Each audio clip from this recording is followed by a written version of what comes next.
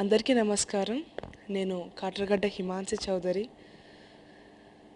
తెలుగు ప్రజలు గర్వించదగ వ్యక్తి, మహానుభావుడు నందమూరి తారక రామారావు గారి బయోపిక్లో నందమూరి తారక రామారావు గారి కుమార్తె అయిన దగ్గుబాటి పురంధేశ్వరి గారి క్యారెక్టర్ని నేను ఎనాక్ట్ చేశాను. కథానాయకుడు అండ్ మహానాయకుడిలో కూడా. బేసిక్గా నేను క్లాసికల్ డాన్సర్ అండి. క్రిష్ గారు నేను చేసిన క్లాసికల్ వీడియోస్ చూసి నన్ను ఈ రోల్కి ఎంపిక చేసుకున్నా అని చెప్పారు. క్రిష్ గారు ఊరికే సెట్స్లో అంటూ ఉండేవాళ్ళు, మీరు మాట్లాడే విధానం కానీ, మీరు నుంచునే విధానం కానీ, ఈవెన్ మీరు నడిచిన విధానం కూడా పురంధేశ్వరి గారిలాగానే ఉండేది అని. చాలా ఆనందపడ్డాను. అలాగే స్క్రీన్ టెస్ట్ అయిన ఒక 1 వీకే షూట్ స్టార్ట్ అయిపోయిందండి. ఈ మధ్యలో పురంధేశ్వరి గారి స్పీచెస్ కానీ, ఆవిడ సంబంధించిన వీడియోస్ అన్నిటినీ నేను చూడడం అంటూ జరిగింది. ఆవిడ చాలా హుందాగా, అలాగే చాలా బోల్డ్గా స్పీచెస్ ఇచ్చేవాళ్ళు. ఆవిడ బెస్ట్ పార్లమెంటరీ అవార్డీ కూడా.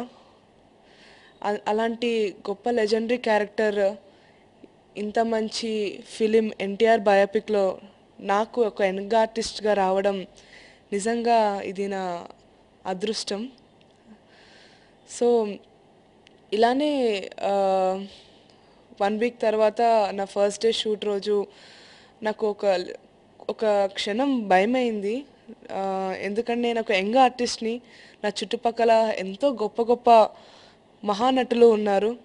బాలయ్య గారు కానీ, విద్యాబాలన్ గారు కానీ, ఆ రోజు రానా దగ్గుపాటి గారు కూడా ఉన్నారు.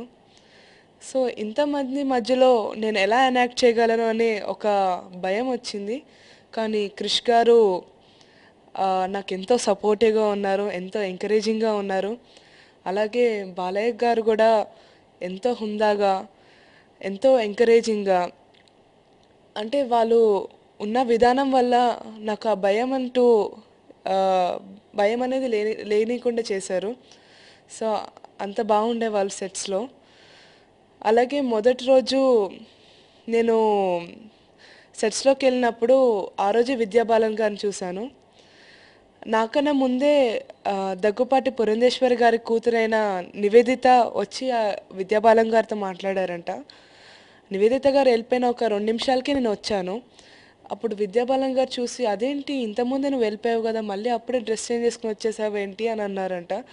కాదు మేడం, నేను ఇక్కడ పురంధేశ్వరి గారి రోల్ ఎనాక్ట్ చేస్తున్నాను, ఇంతకుముందు వచ్చి వెళ్ళిన వాళ్ళు నివేదిత ఆవిడ కూతురు అని అన్నారు. సో ఆవిడే కన్ఫ్యూజ్ అయ్యారు మమ్మల్ని ఇద్దరిని చూసి. క్రిష్ గారు కూడా చాలా ఆనందపడ్డారు. అంటే సిమిలర్గా ఉన్న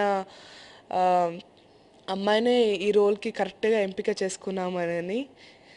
ఆ రోజు కూడా కాషాయ వస్త్రాల్లో బాలకృష్ణ గారు సెట్స్లోకి రావడం జరిగింది. నిజంగా ఎన్టీఆర్ గారిని చూడలేదు అనే ఒక ఫీలింగ్ లేకుండా చేశారు ఆయన ఎనాక్ట్ చేస్తున్నప్పుడు కూడా. చాలా వరకు ఎన్టీఆర్ గారిని చూసినట్టే అనిపించింది. చిన్నప్పటి నుంచి క్లాసికల్ డాన్సర్ కనుక, ఇంకా నేను హైట్ ఉండడం వల్ల నాకు మేల్ క్యారెక్టర్స్ అనేవి ఎక్కువ వచ్చేవి. వచ్చిన ప్రతిసారి కృష్ణుడు కానీ, రావణాసురుడు కానీ, ప్రతి ఒక్కటి మా గురువుగారు ఎన్టీఆర్ గారి వీడియోస్ చూడు, భూకాళేశం కానీ, శ్రీకృష్ణ తులాభారం కానీ, ఇలాంటి వీడియోస్ ఎక్కువ చూడమని మాకు రిఫర్ చేస్తుండేవాళ్ళు. సో చిన్నప్పటి నుంచి నేను ఎన్టీఆర్ గారి వీడియోస్ చూస్తూనే పెరిగాను. భూకాళేశంలో ఆయన పేగులు బయటికి తీసి రుద్రవీణ వాయించడం, అది నాకు చాలా చాలా చాలా ఇష్టము. ఆయనను చూసే నేను అతనిలో ఉన్న ఆ సర్టెన్ ఎక్స్ప్రెషన్స్ని నేను గ్రాస్ప్ చేసుకున్నాను. చిన్నప్పటి నుంచి నేను ఆయనకి పెద్ద అభిమానిని. అలాంటిది అతని జీవిత చరిత్రలో నాకు అతని కూతురుగా రోల్ రావడం నిజంగా అది నా పూర్వజన్మ సుకృతం అనుకున్నాను.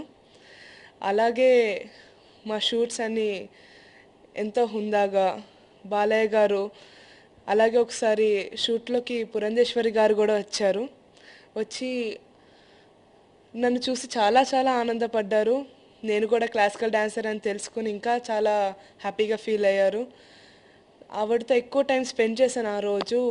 ఆవిడ తన మా మదర్, ఫాదర్ మధ్యలో ఉన్న రిలేషన్ గానీ, ఆవిడకున్న ఆహ్, బాండింగ్ గానీ, అఫెక్షన్ గానీ ప్రతి ఒక్కటి నాతో బాగా ఎక్స్‌ప్లెయిన్ చేసి, బాగా ఎక్స్‌పీరియన్స్ అనేది షేర్ చేసుకున్నారు. అలాగే బాలయ్య సార్ గూడా చాలా ఎంకరేజింగ్‌గా, చాలా సపోర్టింగ్‌గా ఉన్నారు. బాలయ్య సార్ తోటే ఎన్టీ రామారావు గురించి ఎన్నో తెలుసుకున్నాను. ఎన్టీ రామారావు గారు ప్రజలకి ఎంత సేవ చేశారో, రూ. 2కి కిలో బియ్యం ఇయ్యడం, ఆడవాళ్ళకి ఆస్తిలో సగం హక్కు ఉండడం, ఇలాంటి ఎన్నో పథకాలని ఇంట్రడ్యూస్ చేశారు. అలాగే అతను ప్రజల వైపు వెళ్ళిపోయినప్పుడు ఇంటి బాధ్యతలన్నిటినీ బసవతారకం గారు చూసుకునేవాళ్ళు. బసవతారకం గారి గొప్పతనం కానీ, ఆవిడకి కొడుకు కూతుర్లకు మధ్యలో ఉన్న రిలేషన్ని కానీ, ప్రతి ఒక్క ఎమోషన్ని మేము నిజంగా ఫీల్ అయ్యి చేసాము ఆ సినిమాలో. క్రిష్ గారు కానీ, బాలకృష్ణ గారు కానీ అంత ఎక్స్ప్రెసివ్గా ఆ సీన్ ఎక్స్ప్లెయిన్ చేయడం వల్లే మేము ఇలా చేయగలిగాము. సో మ్యాక్సిమం మేము చేసిన దాంట్లో చాలా వరకు క్రెడిట్స్ క్రిష్ గారికి వెళ్తుంది, బాలకృష్ణ గారికి వెళ్తుంది. అలాగే ఈ రోల్ ఈ రోల్కి నేను 100% పర్ఫార్మెన్స్ ఇచ్చానని నేను అనుకుంటున్నాను. సో ఈ రోల్కి ఖచ్చితంగా న్యాయం చేశానని అనుకుంటున్నాను.